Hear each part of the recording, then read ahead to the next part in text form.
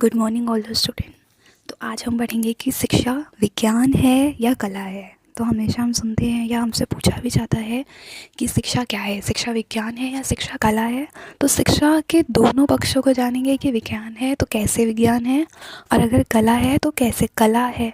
तो शिक्षा विज्ञान है या कला, आज हम इस विषय में ज्ञान प्राप्त करेंगे। तो चलिए आगे बढ़ते हैं।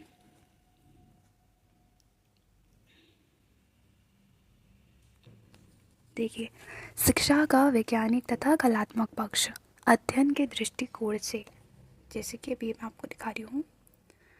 ठीक है, अध्ययन के दृष्टिकोण से और पद्धति के अनुसार आज बहुत से विषयों को विज्ञान की कोटि में रखा जाने लगा है, जैसे कि मनोविज्ञान, अर्थशास्त्र, भूगोल, राजनीतिक शास्त्र आदि सभी विषयों को हम विशुद्ध विज्ञान यानी कि प्योर साइंस नहीं कहा जा सकता, क्योंकि वह विषय अध्ययन क्षेत्र, अध्ययन सामग्री और अध्ययन विधि के अनुसार विशुद्ध विज्ञान नहीं प्रतीत होते, किंतु अध्ययन पद्धति के दृष्टिकोण से ये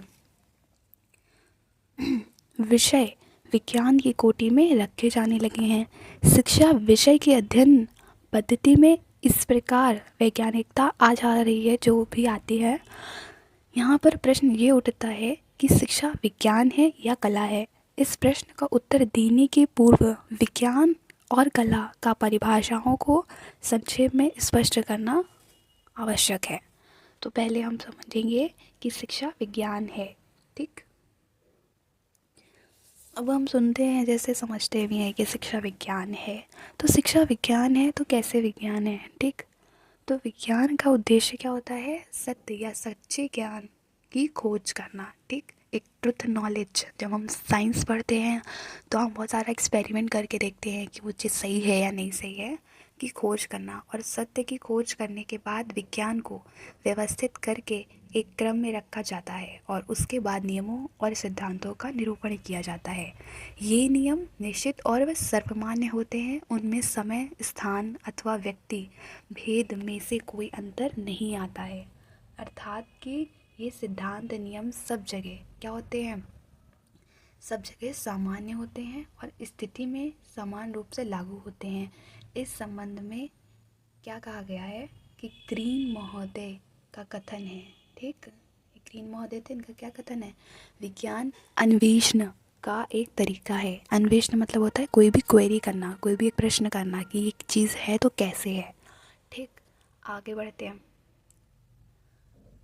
फिर बर्नेट महोदय के अनुसार एक, ठीक, विज्ञान साधारणतया, ठीक, जांचा गया अनुभव है, प्रतीतों, निष्कर्षों तथा सामान्य नियमों का एक संगठन है जो अनुभवों से प्राप्त होता है, जिनके आधार पर घटनाओं तथा परिस्थितियों की सर्वोत्तम ढंग से व्याख्या या आलोचना करते हैं। ठीक, अब हम पढ़ते हैं कि क्या शिक्षा विज्ञान है। तो ये प्रश्न आता है कि क्या शिक्षा विज्ञान है। तो पहले अभी हमने जाना कि विज्ञान क्या चीज़ होती है। ठीक, अब हम शिक्षा में समझते हैं कि क्या शिक्षा विज्ञान है। तो शिक्षा को हम विशुद्ध विज्ञान जैसे कि गणित, भौतिक शास्त्र, रसायन शास्त्र की कोटि में नहीं रखा जा सकता, क्योंकि इनमें नियम अटल होते हैं और इनका संबंध किससे होता है? भौतिक पदार्थों से होता है। जबकि शिक्षा क्या होती है? एक मानवीय विषय है, ह्यूमन सब्जेक्ट है, और शिक्षा मानव समाज की क्रियाओं से संबंध रखती है। ठीक, इस दृष्टि से इसको सामाजिक विज्ञान, ठीक, यानी कि सोशल साइंस कहा जाता है। और शिक्षा में भी कुछ नियम ऐसे हैं जो सर्वमान्य और सुनिश्चित होते हैं। देखो, सोशल साइंस क्या है? हम सामाजिक विज्ञान रख सकते हैं, ठीक, किंतु सर्वथा सत्य और दृढ़ नहीं। शिक्षा का संबंध जीवित प्राणी से होता है। ठीक, इसमें अटल नियम नहीं बनाए जा सकते, इसलिए शिक्षा विशुद्ध विज्ञान की कोटि में नहीं आती है। तो एक कॉन्सेप्ट के लिए क्लियर हो गया, ये शिक्षा क्या है? शिक्षा विज्ञान क्या है? शिक्षा विज्ञान नहीं है। ठीक, विशुद्ध विज्ञान, विज्ञान तो नहीं है। ठीक, अब क्या है? पूरी तरह से वो विज्ञान नहीं होती। ठीक, शिक्षा कला के पक्ष में क्या है? ठीक, ये समझेंगे। तो कला का उद्देश्य क्या होता है? सृजन, निर्माण और रचना है। कला में व्यक्ति अपनी ओर से परिवर्तन करके नवीन वस्तुओं का निर्माण करता है, जैसे संगीत, नृत्य, मूर्ति कला, ठीक, काष्ठ कला आदि। विशुद्ध कला, ठीक, इसमें कलाकार पर किसी प्रकार का नियंत्रण नहीं होता, उसे इच्छा अनुसार कार्य करने की स्वतंत्रता होती है। यह उद्देश्य को जानना ना होकर क्या है? उत्पादन करना, ठीक। क्या कला क्या करती है? जैसे विज्ञान में क्या करते हैं, हम किसी चीज़ को जानते हैं का प्रयास करते हैं, लेकिन कला में हम उत्पादन करना, किसी चीज़ को बनाना, ठीक, उसका निर्माण करना, ठीक। फिर कनिंघम महोदय ने शिक्षा को भी एक कलाकार कहा है। वह बालक के मस्तिष्क रूपी स्वच्छ स्लेट पर अपनी शिक्षण कला को अंकित करता है। शिक्षक अपने ढंग से शिक्षण देता है, उसका जो प्रभाव है वो बालक पर पड़ता है और इस प्रकार बालक के व्यक्तित्व का निर्माण होता है। इस तरह इस दृष्टिकोण से शिक्षा को कला माना जा सकता है, ठीक। तो विज्ञान नहीं है, शिक्षा को कला माना है यहाँ पर। अब किंतु शिक्षक को अन्य विशुद्ध कलाओं की भांति शिक्षण के समय कार्य करने की पूर्ण स्वतंत्रता नहीं होती है। शिक्षण क्रिया में शिक्षण सिद्धांतों का प्रयोग किया जाता है, उसकी कुछ सीमाओं तथा नियमों का बंधन मानना पड़ता है।